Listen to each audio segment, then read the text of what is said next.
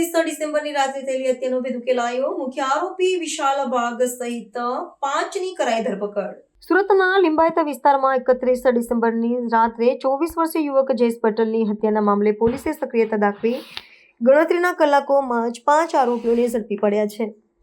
જયેશ પટેલ પર સંતોષી માતાના મંદિર પાસે તીક્ષ્ણ હથિયારો વડે હુમલો કરવામાં આવ્યો હતો, જેમાં તેનું ઘટના સ્થળે જ કરુણ મોત નીપજ્યું હતું. નવા વર્ષની પૂર્વ સંધ્યાએ બનેલી આ સનસનીખેજ ઘટનાને પગલે સમગ્ર સુરત શહેરમાં ચકચાર મચી ગઈ હતી. લિંબાયત પોલીસે તાત્કાલિક અલગ અલગ ટીમો બનાવી ટેકનિકલ સર્વેલન્સ અને બાતમીદારોની મદદથી મુખ્ય સૂત્રધાર વિશાલ વાઘની ધરપકડ કરી છે. પોલીસની પ્રાથમિક પૂછપરછમાં બહાર આવ્યું છે કે હત્યા પાછળ જૂની અદાવત અને પ્રતિશોધની ભાવના જવાબદાર હતી. આરોપી વિશાલ વાઘના જણાવ્યા અનુસાર વર્ષ 2020માં જયેશ પટેલે તેના એક મિત્રની હત્યા કરી હતી, જેનો બદલો લેવા માટે આ ખૂની ખેલ ખેલાયો હતો. હુમલા સમયે વિશાલની સાથે અન્ય સાગરીતો પણ જોડાયા હતા. આરોપીઓની ધરપકડ બાદ પોલીસે તેમની પાસેથી હત્યામાં વપરાયેલા હથિયારો કબજે કરવાની તજવીજ હાથ ધરી છે. લિંબાયત પોલીસ સ્ટેશનના પીઆઈ અને તેમની ટીમ દ્વારા કેસમાં વધુ ઊંડાણપૂર્વક તપાસ હાથ ધરવામાં આવી રહી છે.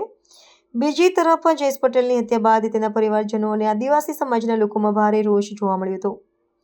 સ્મીમેર હોસ્પિટલ ખાતે એકઠા થયેલા પરિવારે જ્યાં સુધી આરોપીઓ વિરુદ્ધ એટ્રોસિટી એક્ટ હેઠળ ગુનો ન નોંધાય ત્યાં સુધી મૃતદેહ સ્વીકારવાનો ઇનકાર કરી વિરોધ પ્રદર્શન કર્યું હતું. પરિવારે આક્ષેપ કર્યો હતો કે આ સોપારીબદ્ધ રીતે કરવામાં આવેલી હત્યા છે. પોલીસે પરિવારની માંગણીઓને ધ્યાને લઈ કાયદેસરની કાર્યવાહી કરવાની ખાતરી આપી છે. આ ઘટનાને પગલે લિંબાયત વિસ્તારમાં કાયદો અને વ્યવસ્થાની સ્થિતિ જાળવવા માટે ચુસ્ત પોલીસ બંદોબસ્ત તૈનાત કરવામાં આવ્યો છે. સાંજે લિંબાયત પોલીસ સ્ટેશન વિસ્તારમાં એક જયેશ પટેલ કે જેઓ ડિંડોલી વિસ્તારમાં રહે છે, તેઓ પોતાના મિત્ર વિશાલ સાથે ત્યાં દુકાન ઉપર ચા પાણી કરવા માટે ઊભા હતા અને પાણીની બોટલ લઈ રહ્યા હતા. એ અરસામાં જે આરોપી છે વિશાલ ગોરખ, ઓમ દિરાસે, વેદાંત નિકમ, ગૌરવ જાદવ, યશ ઉર્ફે ઈશુ અને રાહુલ ખેરનાર કે જેઓ ત્યાંથી પસાર થઈ રહ્યા હતા અને આ જયેશ પટેલ છે એ અગાઉ મર્ડરના ગુનામાં આરોપી રહી ચૂક્યા છે. અત્યારે જામીન ઉપર છૂટેલા હતા અને તેને જોતા જે આ વિશાલ ગોરખ અને એના સાથીદાર મિત્રો છે એ લોકોએ અંદર સંવાદ કર્યો કે આ એ જ જયેશ છે કે જેણે આપણા મિત્રનું મર્ડર કરેલું હતું અને મારા મધરને પણ મારેલા હતા. એ વખતે ત્યાં ઊભા રહી અને બોલાચાલી થતાં આ ઉગ્ર બોલાચાલી થઈ અને જ્યારે ઉગ્ર બોલાચાલીમાં વિશાલ ગોરખ જે છે એણે પોતાની પાસે રહેલું ચપ્પુ આજે મરણ જનાર જયેશ પટેલને મારી દેતા છાતીના ભાગે ઈજા થઈ હતી. હોસ્પિટલમાં એડમિટ કર્યા હતા અને સારવાર દરમિયાન એનું મૃત્યુ થયેલ હતું.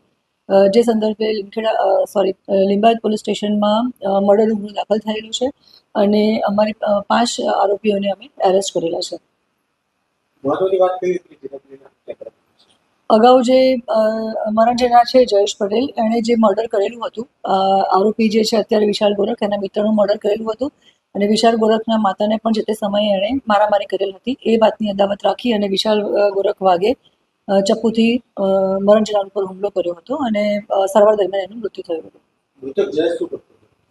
મૃતક જયેશ એ નાની મોટી છુડક મજૂરી અને જોબ પણ કરતો હતો.